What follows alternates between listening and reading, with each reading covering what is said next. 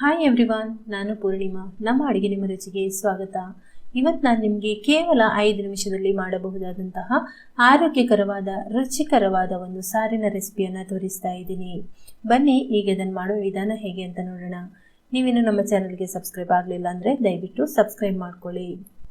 ಮೊದಲಿಗೆ ಈ ಸಾರು ಮಾಡೋದಕ್ಕೆ ಮಸಾಲೆ ರುಬ್ಕೊಳ್ಳೋಣ. ಅದಕ್ಕೋಸ್ಕರ ಸಣ್ಣ ಮಿಕ್ಸಿ ಜಾರಿಗೆ 2 ಸ್ಪೂನ್ನಷ್ಟು ಹುರಿಗಡಲೆ, 8 ಎಸಳು ಸಿಪ್ಪೆ ತೆಗೆದಂತಹ ಬೆಳ್ಳುಳ್ಳಿ, ಅರ್ಧ ಟೀ ಸ್ಪೂನ್ನಷ್ಟು ಹಸಿ ಜೀರಿಗೆ, ನಂತರ 4 ಹಸಿಮೆಣಸಿನಕಾಯಿ ಅಥವಾ ನಿಮಗೆ ಖಾರಕ್ಕೆ ತಕ್ಕಷ್ಟು ಹಾಕೋಬಹುದು. ಬೇಕಾದರೆ ಇದಕ್ಕೆ ಸಣ್ಣ ತುಂಡು ಶುಂಠಿಯನ್ನು ಹಾಕೋಬಹುದು. ನಾನು ಕೊನೆಗೆ ಇಂಗು ಹಾಕೋದ್ರಿಂದ ಇದಕ್ಕೆ ಶುಂಠಿ ಸೇರಿಸ್ತಾ ಇಲ್ಲ. ಆಮೇಲೆ ಸ್ವಲ್ಪ ಕೊತ್ತಂಬರಿ ಸೊಪ್ಪನ್ನು ಹಾಕಿ ಸ್ವಲ್ಪ ನೀರು ಹಾಕಿ ಇದನ್ನು ನುಣ್ಣಗೆ ಗ್ರೈಂಡ್ ಮಾಡ್ಕೊಳ್ಬೇಕು. ಈ ರೀತಿ ಗ್ರೈಂಡ್ ಮಾಡ್ಕೊಂಡಾದ್ಮೇಲೆ ಇದನ್ನೊಂದು ಬೌಲಿಗೆ ಹಾಕೊಳ್ತಾ ಇದ್ದೀನಿ. ನಂತರ ಅದೇ ಮಿಕ್ಸಿ ಜಾರಿಗೆ 1 ಕಪ್ನಷ್ಟು ಮೊಸರು ನಾನು ಹಾಕೊಳ್ತಾ ಇದ್ದೀನಿ. ಇದನ್ನ 1 ಅಥವಾ 2 ಸುತ್ತು ಗ್ರೈಂಡ್ ಮಾಡಿಕೊಂಡ್ರೆ ಸಾಕು. 1 ಅಥವಾ 2 ಸುತ್ತು ಅಷ್ಟೇ ಗ್ರೈಂಡ್ ಮಾಡ್ಕೊಳ್ಳಿ. ಮೊಸರು ರುಬ್ಬಿದ ಮೇಲೆ ಈ ರೀತಿ ನೋಡಿ ತೆಳು ಮಜ್ಜಿಗೆ ರೀತಿಯಾಗಿದೆ. 1 ಈರುಳ್ಳಿಯನ್ನು ಸಣ್ಣದಾಗಿ ಹೆಚ್ಚಿಟ್ಕೊಳ್ಳಿ. ನಂತರ ಒಲೆ ಮೇಲೆ ಒಂದು ಪಾತ್ರೆಯನ್ನಿಟ್ಟು 3 ಸ್ಪೂನ್ನಷ್ಟು ಎಣ್ಣೆ ಹಾಕೊಳ್ಳಿ. ಎಣ್ಣೆ ಚೆನ್ನಾಗಿ ಬಿಸಿ ಆದಮೇಲೆ ಅರ್ಧ ಟೀ ಸ್ಪೂನ್ ಸಾಸಿವೆ ಸೇರಿಸ್ಕೊಳ್ಳಿ. ಸಾಸಿವೆ ಚಟಪಟ ಅಂತ ಆಗಬೇಕು. ಆಗ ಅರ್ಧ ಟೀ ಸ್ಪೂನ್ನಷ್ಟು ಉದ್ದಿನ ಬೇಳೆಯನ್ನು ಸೇರಿಸ್ಕೊಳ್ಳಿ. ನಂತರ 2 ಒಣಮೆಣಸಿನಕಾಯಿಯನ್ನು ಸಣ್ಣದಾಗಿ ಹೆಚ್ಚಿ ಹಾಕೊಳ್ತಾ ಇದ್ದೀನಿ. ಈ ಉದ್ದಿನ ಬೇಳೆ ಸ್ವಲ್ಪ ಕೆಂಪಗಾಗಬೇಕು.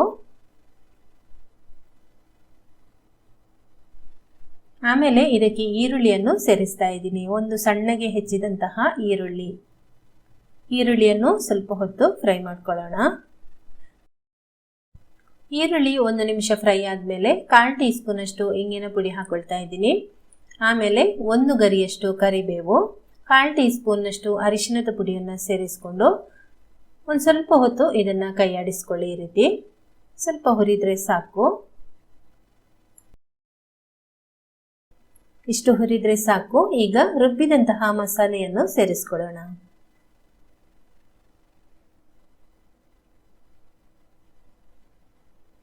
ಚೆನ್ನಾಗಿ ಇದನ್ನ 1 ನಿಮಿಷ ಫ್ರೈ ಮಾಡ್ಕೊಳ್ಬೇಕು. ಅಂದ್ರೆ ಚೆನ್ನಾಗಿ ಅದರ ಹಸಿ ಸ್ಮೆಲ್ ಹೋಗುವವರೆಗೆ ಹುರಿಬೇಕು. ಹಾಗೇನೆ ಈ ರೀತಿ ಹುರಿತಾ ಇದ್ದಂಗೆ ನಾವು ಇದಕ್ಕೆ ಹುರಿಗಡಲೆ ಹಾಕಿದೀವಲ್ವಾ, ಇದು ತಳ ಹಿಡಿಯುತ್ತೆ. ಅದಕ್ಕೋಸ್ಕರ ಈ ರೀತಿ ನೀವು ಕೈಯಾಡಿಸ್ತಾನೆ ಇರಬೇಕು. ಸ್ವಲ್ಪ ಇದರ ನೀರು ಕೂಡ ಇತ್ತು ನೋಡಿ, ಅದನ್ನು ಕೂಡ ಹಾಕ್ತಾ ಇದ್ದೀನಿ. ರುಚಿಗೆ ತಕ್ಕಷ್ಟು ಉಪ್ಪು ಕೂಡ ಸೇರಿಸ್ಕೊಳ್ತಾ ಇದ್ದೀನಿ.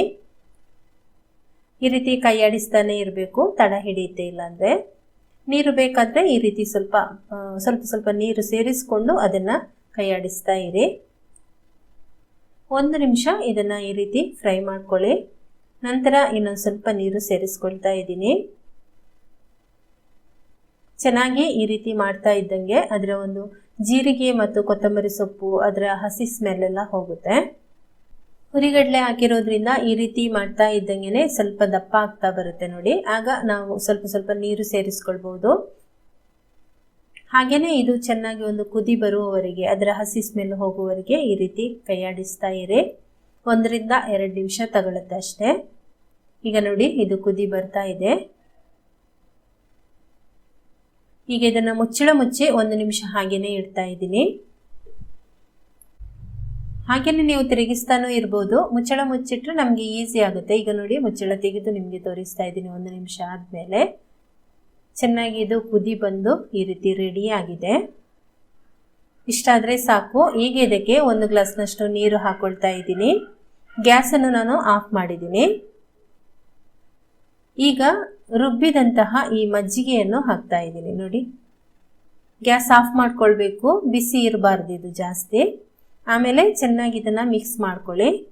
ಮಿಕ್ಸ್ ಮಾಡಿಕೊಂಡು ನೀರು ಬೇಕಾದ್ರೆ ನೀರು ಹಾಕೋಬಹುದು. ನಿಮ್ಗೆ ಈಗ ಎಷ್ಟು ನೀರು ಬೇಕು ಅಂತ ನೋಡಿಕೊಂಡು ನೀವು ನೀರನ್ನ ಹಾಕೊಳ್ಳಿ. ಇನ್ನು ಸ್ವಲ್ಪ ನೀರು ಹಾಕ್ತಾ ಇದ್ದೀನಿ ನಾನು. ನೀರು ಹಾಕಿದ್ಮೇಲೆ ಹದ ನೋಡಿ ಈ ರೀತಿ ಇದೆ. ನಾನು ಸ್ವಲ್ಪ ದಪ್ಪನೆ ಮಾಡ್ಕೊಂಡಿದ್ದೀನಿ. ನೀವು ಇನ್ನಷ್ಟು ಬೇಕಾದ್ರೆ ತೆಳ್ಳಗೆ ಮಾಡ್ಕೊಳ್ಬಹುದು. ಆಮೇಲೆ ಗ್ಯಾಸ್ ಆನ್ ಮಾಡ್ಕೊಂಡಿದ್ದೀನಿ. ಈಗ ರುಚಿಗೆ ತಕ್ಕಷ್ಟು ಉಪ್ಪು ಕೂಡ ಸೇರಿಸ್ಕೊಂಡಿದ್ದೀನಿ. ಈಗ ಇದು ಕುದಿ ಬರಬಾರ್ದು, ಒಂದು ಸ್ವಲ್ಪ ಬಿಸಿ ಆದರೆ ಸಾಕು. ಆಮೇಲೆ ಗ್ಯಾಸ್ ಆಫ್ ಮಾಡಿಬಿಡಬೇಕು. ಆದರೆ ಇದು ಸ್ವಲ್ಪ ಬಿಸಿ ಆಗುವವರೆಗೆ ಈ ರೀತಿ ಸೌಟಲ್ಲಿ ಇದನ್ನು ತಿರುಗಿಸ್ತಾ ಇರಬೇಕು. ಸ್ವಲ್ಪ ಬಿಸಿ ಆದಮೇಲೆ ಗ್ಯಾಸ್ ಆಫ್ ಮಾಡ್ತಾ ಇದ್ದೀನಿ. ಈಗ ಬಿಸಿ ಆಗಿದೆ, ಇದು ನೋಡಿ ಸಾಕಿಷ್ಟು. ಬಾಯಿ ರುಚಿ ಇಲ್ಲದವರಿಗೆ ಇದೊಂದು ಒಳ್ಳೆಯ ಆಹಾರ. ಬಿಸಿ ಬಿಸಿ ಅನ್ನದ ಜೊತೆಗೆ ಈ ಮಜ್ಜಿಗೆ ಸಾರು ಊಟ ಮಾಡಿ ನೋಡಿ, ಅದ್ಭುತವಾಗಿರುತ್ತೆ ರುಚಿ.